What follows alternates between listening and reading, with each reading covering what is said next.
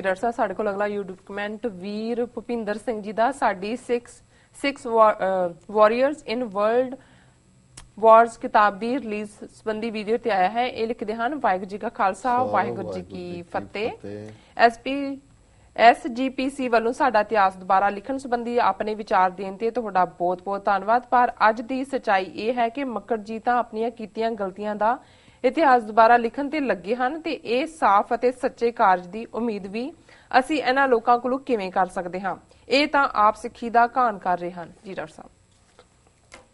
ਵੀਰ ਭੁਪਿੰਦਰ ਸਿੰਘ ਜੀ ਦਾ ਬਹੁਤ-ਬਹੁਤ ਸ਼ੁਕਰੀਆ, ਉਹਨਾਂ ਨੇ ਲਿਖਿਆ ਕਿਉਂਕਿ ਇੱਕ ਕੰਟੈਕਸਟ ਦੇ ਵਿੱਚ ਗੱਲ ਚੱਲ ਰਹੀ ਸੀ, ਇਤਿਹਾਸ ਦੇ ਕੰਟੈਕਸਟ ਤੇ ਮੈਂ ਇਹ SGPC ਦੀ ਫੇਲਿਅਰ ਦੀ ਗੱਲ ਕੀਤੀ ਸੀ ਕਿ 90 ਸਾਲ ਦੇ ਵਿੱਚ ਸ਼੍ਰੋਮਣੀ ਗੁਰਦੁਆਰਾ ਪ੍ਰਬੰਧਕ ਕਮੇਟੀ ਨੇ ਇੱਕ ਇਹ ਕੰਮ ਵੀ ਨਹੀਂ ਕੀਤਾ ਕਿ ਕੋਈ ਵਿਦਵਾਨ ਇਤਿਹਾਸਕਾਰਾਂ ਦਾ, ਰਿਸਰਚਰਸ ਦਾ ਬੋਰਡ ਕੋਈ ਕਮੇਟੀ ਬਣਾ ਕੇ ਪ੍ਰਵਾਨਿਤ ਸਿੱਖ ਇਤਿਹਾਸ ਲਿਖਵਾ ਦਿੰਦੇ ਪੰਜਾਬੀ ਦੇ ਵਿੱਚ, ਅੰਗਰੇਜ਼ੀ ਦੇ ਵਿੱਚ। ਔਰ ਮੈਂ ਕਿਹਾ ਸੀ ਵੀ ਅੱਜ ਜਦੋਂ ਬਾਹਰਲਾ ਕੋਈ ਸਾਨੂੰ ਮੰਗਦਾ ਹੈ ਕਿ ਜੀ ਸਿੱਖ ਇਤਿਹਾਸ ਬਾਰੇ ਸਾਨੂੰ ਦੱਸੋ ਤੇ ਲੈ ਦੇ ਕੇ ਖੁਸ਼ਵੰਤ ਸਿੰਘ ਹੀ ਹੁੰਦਾ ਦੇਣ ਦੇ ਲਈ ਜਿਹਨੇ ਇਨਸਾਫ ਨਹੀਂ ਕੀਤਾ ਹੋਇਆ। ਪਰ ਉਹ ਅੱਜ ਵੀ ਬਾਕੀਆਂ ਨਾਲੋਂ ਇਸ ਲਈ ਹੈ ਵੀ ਇਹਨਾਂ ਨੇ ਕੋਈ ਵੀ ਇਸ ਕਿਸਮ ਦਾ ਪ੍ਰਮਾਣਿਤ ਜਿਹੜਾ ਇਤਿਹਾਸ ਹੈ ਉਹ ਨਹੀਂ ਕੀਤਾ। ਸਿਰਫ ਜਿਹੜੇ ਇਹਨਾਂ ਦੇ ਆਪਣੇ ਚਹੇਤੇ ਜੇ ਕੋਈ ਲਿਖਾਰੀ ਹੁੰਦੇ ਸੀ ਉਹਨਾਂ ਦੀਆਂ 20-20 22 ਕਿਤਾਬਾਂ ਛਾਪੀਆਂ ਹੋਈਆਂ ਨੇ ਔਰ ਉਹ ਵੀ ਢੇਰ ਲੱਗੇ ਹੁੰਦੇ ਨੇ, ਉੱਥੇ ਹੀ ਉਹਨਾਂ ਨੂੰ ਸਿਉਂਕ ਖਾ ਜਾਂਦੀ ਹੈ। ਔਰ ਜਿਹੜੇ ਇਹਨਾਂ ਦੀਆਂ ਆਪਣੀਆਂ ਸ਼ਬਦਾਰਥ ਔਰ ਦੂਸਰੀ ਪ੍ਰਕਾਸ਼ਨਾਂ ਹੁੰਦੀਆਂ ਉਹ ਬਾਹਰ ਚਤਰ ਸਿੰਘ, ਜੀਵਨ ਸਿੰਘ ਤੇ ਦੂਜਿਆਂ ਤੱਕ ਪਹੁੰਚਾ ਦਿੰਦੇ ਨੇ। ਜੇ 4 ਗੁਰੂ ਗ੍ਰੰਥ ਸਾਹਿਬ ਦੇ ਸ਼ਬਦਾਰਥ ਦੇ ਹਿੱਸੇ ਨੇ ਉਹ ਚੋਂ ਇੱਕ ਗਾਇਬ ਕਰ ਦੇਣਗੇ, ਤੀਜਾ ਨਹੀਂ ਹੋਏਗਾ। ਤੁਸੀਂ ਜਾਓਗੇ ਕਹਿਣ ਨੂੰ ਕਹਿਣਗੇ ਜੀ ਇਹ 3 ਨੇ ਜੀ, ਪਹਿਲਾ, ਚੌਥਾ ਤੇ ਦੂਜਾ ਨਹੀਂ ਹੈਗਾ ਜੀ। ਫਿਰ ਬੰਦਾ ਕਹਿੰਦਾ ਵੀ ਜੇ ਮੈਂ ਹੁਣ ਪਾਠ ਹੀ ਕਰਨਾ ਤੇ 4 ਕਹਿੰਦਾ ਜੇ ਕੋਈ ਨਹੀਂ ਮੈਂ ਬਾਹਰੋਂ ਲੈ ਲੈਣਾ। ਪਰ ਇਹਨਾਂ ਨੇ ਬਾਹਰਲਿਆਂ ਦੇ ਨਾਲ ਹੱਥ ਰਲੇ ਹੁੰਦੇ ਨੇ ਤਾਂ ਕਿ ਬਾਹਰਲਿਆਂ ਦਾ ਸੌਦਾ ਕੌਣ ਉਹਦੇ ਤੋਂ ਕਮਿਸ਼ਨ ਲੈਂਦੇ ਨੇ। ਉਹਨਾਂ ਨੇ ਬਿਲਕੁਲ ਠੀਕ ਕਿਹਾ ਕਿ ਵੀ ਹੁਣ ਤਾਂ ਡੀ ਜਨਰੇਸ਼ਨ ਦਾ ਲੈਵਲ ਕੀ ਹੈ। ਕੱਲ ਸਾਡੇ ਸ਼ੋਅ 'ਚ ਕਰਨੈਲ ਸਿੰਘ ਪੰਜੋਲੀ TV 84 ਨਿਊਜ਼ 'ਚ ਜਿਹੜੇ ਨੇ ਫਤਿਹਗੜ੍ਹ ਸਾਹਿਬ ਤੋਂ ਮੈਂਬਰ ਸ਼੍ਰੋਮਣੀ ਕਮੇਟੀ ਬਣਦੇ ਰਹੇ ਨੇ, ਹੁਣ ਤਾਂ ਖੈਰ ਉਹ ਨੋਮੀਨੇਟਡ ਸ਼ਾਇਦ ਕੋਟੇ 'ਚੋਂ ਆਏ। ਉਹਨਾਂ ਨੇ ਅੱਧੇ ਘੰਟੇ 'ਚ ਜਿਵੇਂ ਇੱਕ ਮੈਂਬਰ ਹੁੰਦੇ ਉਹਨਾਂ ਨੇ ਦੱਸਿਆ ਵੀ ਆਹ ਇਸ਼ੂ ਨੇ। ਜੇ ਸੌਦਾ ਸਾਹਿਬ ਦਾ ਮਾਫੀਨਾਮਾ ਤਾਂ ਜਥੇਦਾਰਾਂ ਤੋਂ ਕਰਵਾਇਆ ਹੀ ਕਰਵਾਇਆ ਬਾਦਲ ਨੇ ਵੀ ਉਹਨਾਂ ਇਹ ਪੰਜੋਲੀ ਦਾ ਕਹਿਣਾ ਸੀ ਕਿ ਮੱਕੜ ਨੂੰ ਵੀ ਅਗਲੇ ਦਿਨ ਅਖਬਾਰਾਂ 'ਚ ਪੜ੍ਹ ਕੇ ਪਤਾ ਲੱਗਾ ਵੀ ਮਾਫੀਨਾਮਾ ਹੋ ਗਿਆ। ਪਰ ਇਹਦੇ ਬਾਵਜੂਦ 90 ਲੱਖ ਰੁਪਈਆ ਸ਼੍ਰੋਮਣੀ ਕਮੇਟੀ ਦੇ ਅਕਾਊਂਟ 'ਚੋਂ ਅਖਬਾਰਾਂ 'ਚ ਐਡਾਂ ਦੇਣ ਦੇ ਉੱਤੇ ਖਰਚ ਕੀਤਾ ਗਿਆ ਕਿ ਜੀ ਅਕਾਲ ਤਖਤ ਸਰਵਉੱਚ ਹੈ, ਇਹ ਫੈਸਲਾ ਬਿਲਕੁਲ ਠੀਕ ਹੈ, ਸਿੱਖ ਸੰਗਤਾਂ ਇਹਨੂੰ ਮਾਨਤਾ ਦੇਣ। 90 ਲੱਖ ਤੁਸੀਂ ਸਿੱਖਾਂ ਦੀ ਕਿਰਤ ਕਮਾਈ ਡਾਲਰ ਰੁਪਈਆ ਵਿਚਾਰੇ ਕਿਰਤੀ ਸਿੱਖ ਸ਼ਰਧਾ ਦੇ ਨਾਲ ਗੁਰੂ ਦੀ ਭੇਟ ਕਰਦੇ ਨੇ। ਸੋ ਇਹ ਬਿਲਕੁਲ ਠੀਕ ਹੈ ਕਿ ਵੀ ਇਹਨਾਂ ਤੋਂ ਅਸੀਂ ਕੀ ਐਕਸਪੈਕਟ ਕਰ ਸਕਦੇ ਹਾਂ। ਪਰ ਅਸੀਂ ਇਸ ਕੰਟੈਕਸਟ ਦੇ ਵਿੱਚ ਸ਼੍ਰੋਮਣੀ ਕਮੇਟੀ ਦੀ ਫੇਲਿਅਰ ਦੀ ਗੱਲ ਕੀਤੀ ਸੀ ਕਿ 90 ਸਾਲ ਦਾ ਸਾਡਾ ਇਹ ਤਜਰਬਾ ਬਿਲਕੁਲ ਫੇਲ ਹੋਇਆ। ਜੇ ਸ਼੍ਰੋਮਣੀ ਕਮੇਟੀ ਆਪਣਾ ਕੰਮ ਕਰਦੀ ਹੁੰਦੀ ਤਾਂ ਪੰਜਾਬ ਦੇ 12-12.5 ਹਜ਼ਾਰ ਪਿੰਡਾਂ 'ਚ ਗੁਰਮਤ ਦੇ ਪ੍ਰਚਾਰ ਦੇ ਕੇਂਦਰ ਹੁੰਦੇ। ਔਰ ਜਿਸ ਪਾਸੇ ਨੂੰ ਇਹ ਲੱਗੇ ਹੋਏ ਨੇ, ਔਰ ਇਹ ਵੀ ਗੱਲ ਕਰਨੈਲ ਸਿੰਘ ਪੰਜੋਲੀ ਨੇ ਕਹੀ ਕਿ ਜੀ ਕੈਂਸਰ ਵਾਲਿਆਂ ਲਈ 9 ਕਰੋੜ ਸ਼੍ਰੋਮਣੀ ਕਮੇਟੀ ਨੇ ਦੇ ਦਿੱਤਾ, ਕਸ਼ਮੀਰ ਦੇ ਹੜ੍ਹ ਪੀੜਤਾਂ ਨੂੰ ਉਹਨਾਂ ਨੇ ਕਿਹਾ ਜੀ ਠੀਕ ਹੈ ਬਹੁਤ ਚੰਗਾ ਦੇਣਾ ਜੀ, ਲੇਕਿਨ ਸ਼੍ਰੋਮਣੀ ਕਮੇਟੀ ਇਸ ਕੰਮ ਲਈ ਤਾਂ ਨਹੀਂ ਸੀ। ਸਰਕਾਰਾਂ ਕਿਸ ਕੰਮ ਲਈ ਨੇ? ਹੋਰ ਜਿਹੜੀਆਂ NGOs ਹੁੰਦੀਆਂ ਨੇ ਵਲੰਟੀਅਰ। ਔਰ ਤੁਹਾਡਾ ਕੰਮ ਤੇ ਸੀ ਸਿੱਖੀ ਦਾ, ਗੁਰਮਤ ਦਾ, ਧਾਰਮਿਕ ਪੱਖ ਤੋਂ ਪ੍ਰਚਾਰ ਕਰਨਾ ਔਰ ਉਸ ਦੇ ਵਿੱਚ ਸ਼੍ਰੋਮਣੀ ਕਮੇਟੀ ਬੁਰੀ ਤਰ੍ਹਾਂ ਫੇਲ ਹੋਈ ਹੈ। ਔਰ ਅਸੀਂ ਵੀਰ ਭੁਪਿੰਦਰ ਸਿੰਘ ਜੀ ਦਾ ਸ਼ੁਕਰੀਆ ਅਦਾ ਕਰਦੇ ਹਾਂ। ਬੜੇ ਸੁਲਝੇ ਹੋਏ ਸਾਡੇ ਦਰਸ਼ਕ ਨੇ ਔਰ ਅਕਸਰ ਸਮੇਂ-ਸਮੇਂ ਇਹ ਆਪਣੀ ਈਮੇਲ ਲਿਖਤ ਰਾਹੀਂ ਸਾਨੂੰ ਜਿਹੜਾ ਉਹ ਹੋਰ ਗਿਆਨਵਾਨ ਬਣਾਉਂਦੇ ਨੇ। ਜੀ ਡਾਕਟਰ ਸਾਹਿਬ ਤੁਹਾਡਾ ਬਹੁਤ-ਬਹੁਤ ਸ਼ੁਕਰੀਆ। ਹੁਣ ਤੁਸੀਂ ਸਾਡੇ ਦਰਸ਼ਕਾਂ ਨੂੰ ਦੱਸੋ ਅੱਜ ਦਾ ਵਿਚਾਰ। ਅੱਜ ਦੇ ਵਿਚਾਰ ਲਈ ਅਸੀਂ ਭਾਈ ਗੁਰਦਾਸ ਜੀ ਦੇ ਕਵਿਤ ਨੰਬਰ 109 ਨੂੰ ਚੁਣਿਆ, ਜਿਹੜਾ ਬ੍ਰਿਜ ਭਾਸ਼ਾ 'ਚ ਉਹਨਾਂ ਦੀ ਰਚਨਾ ਹੈ। ਜਿਵੇਂ ਮੈਂ ਅਕਸਰ ਕਹਿੰਦਾ ਵੀ ਵਾਰਾਂ ਭਾਈ ਸਾਹਿਬ ਦੀਆਂ ਉਹ ਤਾਂ ਬਹੁਤ ਸਾਰੇ ਕੀਰਤਨੀ ਵੀ ਗਾਇਨ ਕਰਦੇ ਨੇ ਔਰ ਸਕਾਲਰ ਵੀ ਡਿਸਕਸ ਕਰਦੇ ਨੇ, ਪਰ ਇਹਨਾਂ ਕਵਿਤਾਂ ਦੇ ਵਿੱਚ ਬਹੁਤ ਜ਼ਿਆਦਾ ਲਰਨਿੰਗ ਹੈ, ਬਹੁਤ ਜ਼ਿਆਦਾ ਗਿਆਨ ਹੈ। ਔਰ ਅਸੀਂ ਇੱਕ ਕਵਿਤ ਹਫਤੇ ਦੇ ਵਿੱਚ ਜ਼ਰੂਰ ਡਿਸਕਸ ਕਰਦੇ ਜੀ।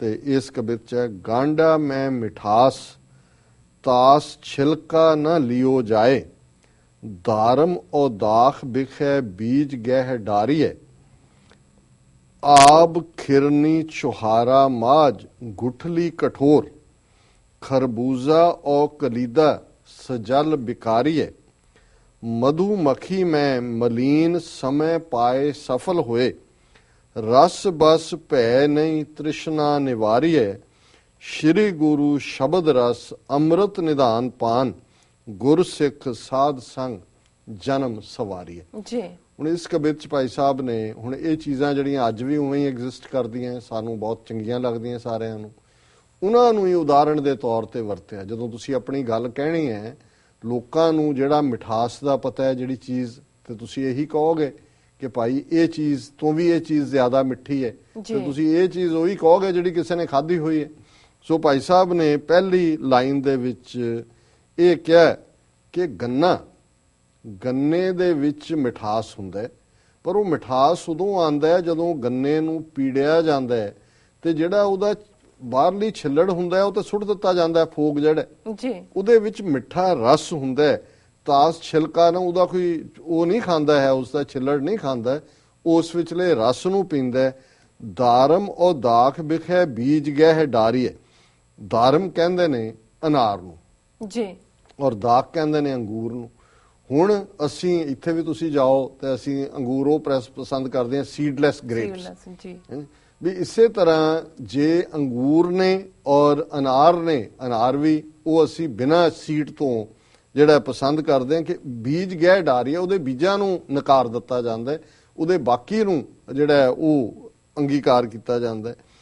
ਆਂਬ ਖਿਰਨੀ ਛੁਹਾਰਾ ਮਾਝ ਗੁਠਲੀ ਕਠੋਰ, ਅੰਬ ਤੇ ਦੂਸਰਾ ਛੁਹਾਰਾ ਜੀ, ਵੀ ਇਹਦਾ ਬਾਹਰਲਾ ਹਿੱਸਾ ਮਿੱਠਾ ਹੈ, ਵਿਚਕਾਰ ਉਹਦੇ ਜਿਹੜੀ ਗੁਠਲੀ ਹੈ, ਜਿਹੜੀ ਉਹਦੀ ਗਿਟਕ ਹੈ ਉਹ ਕਠੋਰ ਹੈ। ਉਹ ਅਸੀਂ ਗਿਟਕ ਅੰਬ ਦੀ ਵੀ ਸੁੱਟ ਦਿੰਨੇ, ਭਾਵੇਂ ਅੰਬ ਦੀ ਗਿਟਕ ਕਿੰਨੇ ਨਿਆਣਿਆਂ ਦੇ ਹੱਥ ਆ ਜਾਏ ਤੇ ਉਹ ਕੱਪੜੇ ਲਪੇੜ ਲੈਂਦੇ, ਜੇ ਗਿਟਕ ਨਹੀਂ ਸੀ ਉੱਥੇ ਕਈ ਵਾਰੀ ਤਿਲਕ ਜਾਂਦੀ ਹੈ, ਲੇਕਿਨ ਉਹ ਗਿਟਕ ਨਹੀਂ ਚੱਬੀ ਜਾਂਦੀ। ਇਸੇ ਤਰ੍ਹਾਂ ਤੁਸੀਂ ਛੁਹਾਰਾ ਜਾਂ ਖਜੂਰ ਜਿਹੜੀ ਹੈ ਉਸ ਦੀ ਗਿਟਕ ਨਹੀਂ ਤੁਸੀਂ ਖਾ ਸਕਦੇ ਕਿਉਂਕਿ ਉਹ ਕਠੋਰ ਹੈ।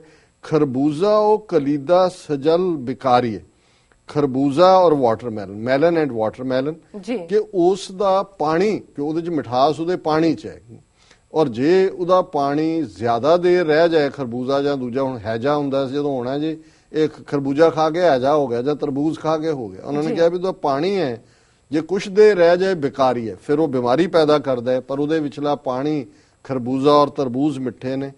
ਮਧੂ ਮਾਖੀ ਮੈਂ ਮਲੀਨ ਸਮੇਂ ਪਾਏ ਸਫਲ ਹੋਏ, ਕਿ ਜਿਹੜਾ ਸ਼ਹਿਦ ਹੈ, ਸ਼ਹਿਦ ਦੇ ਵਿੱਚ ਕਈ ਵਾਰੀ ਮੋਮ ਵੀ ਡਿੱਗਿਆ ਹੁੰਦਾ ਹੈ, ਵੈਕਸ ਵੀ ਡਿੱਗਿਆ ਹੁੰਦਾ ਹੈ, ਤੇ ਕਈ ਵਾਰੀ ਉਹਦੇ ਚ ਮੱਖੀ ਵੀ ਡਿੱਗੀ ਹੁੰਦੀ ਹੈ ਮਰੀ ਹੋਈ, ਉਹਨੂੰ ਅਸੀਂ ਪਾਸੇ ਕਰ ਲਈਏ ਜਦੋਂ, ਤੇ ਫਿਰ ਜਿਹੜਾ ਸ਼ਹਿਦ ਹੈ ਉਹਦੇ ਨਾਲ ਅਸੀਂ ਕੀ ਕਰਦੇ ਹਾਂ, ਮਧੂ ਮਾਖੀ ਮੈਂ ਮਲੀਨ ਸਮੇਂ ਪਾਏ ਸਫਲ ਹੋਏ, ਰਸ ਬਸ ਭੈ ਨਹੀਂ ਤ੍ਰਿਸ਼ਨਾ ਨਿਵਾਰੀ ਹੈ। ਤੇ ਜਦੋਂ ਸਭ ਸਾਫ਼ ਕਰਕੇ ਜਿਹੜਾ ਸ਼ਹਿਦ ਰਹਿ ਜਾਂਦਾ ਹੈ, ਉਹਦੇ ਚ ਇੰਨੀ ਮਿਠਾਸ ਔਰ ਇੰਨਾ ਆਨੰਦਦਾਇਕ ਹੁੰਦਾ ਹੈ ਕਿ ਸਾਡੀ ਤ੍ਰਿਸ਼ਨਾ ਇੰਨੀ ਹੁੰਦੀ ਵੀ ਅਸੀਂ ਖਾ ਕੇ ਵੀ ਨਹੀਂ ਰੱਜਦੇ, ਉਹਨੂੰ ਸ਼ਹਿਦ ਨੂੰ ਹੁੰਦਾ ਵੀ ਖਾਈ ਜਾਈਏ। ਹੁਣ ਇਹ 3-4 ਉਦਾਹਰਨਾਂ ਭਾਈ ਸਾਹਿਬ ਨੇ ਦੇ ਕੇ ਗੰਨੇ ਦੇ ਮਿਠਾਸ ਦੀਆਂ, ਅਨਾਰ ਔਰ ਅੰਗੂਰ ਦੀਆਂ, ਅੰਬ ਤੇ ਛੁਹਾਰੇ ਦੀਆਂ, ਤੇ ਖਰਬੂਜ਼ਾ ਤੇ ਤਰਬੂਜ਼ ਦੀਆਂ, ਸਾਰੀਆਂ ਚੀਜ਼ਾਂ ਜੇ ਟੇਬਲ ਤੇ ਪਈਆਂ ਹੋਣ ਤੇ ਬੰਦਾ ਇਹ ਦੇਖਦਾ ਵੀ ਪਹਿਲਾਂ ਕਿਹੜਾ ਖਾਵਾਂ, ਹੈ ਨਾ।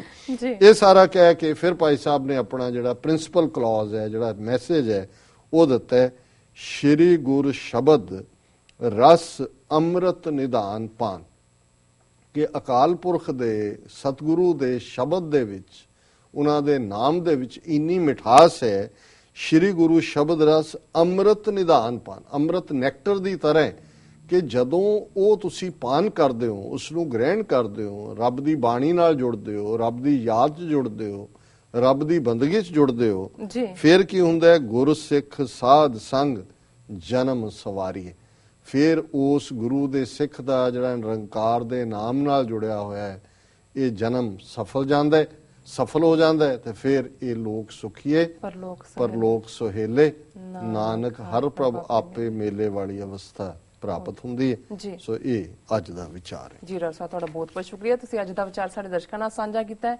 ਇਸ ਦੇ ਨਾਲ ਆਪਣੇ ਵਿਊਅਰਸ ਕੋਲ ਲੈਣੇ ਇਜਾਜ਼ਤ। ਵਿਊਅਰਸ, ਸਾਡੇ ਪ੍ਰੋਗਰਾਮ ਦਾ ਸਮਾਂ ਇੱਥੇ ਸਮਾਪਤ ਨਾ, ਤੁਸੀਂ ਆਪਣੀ ਰਾਏ ਤੇ ਸੁਝਾਅ ਸਾਨੂੰ ਭੇਜਣਾ ਭੁੱਲਣਾ ਸਾਡੇ ਇਸ ਪਤੇ ਤੇ sos@tvg4.tv ਤੇ।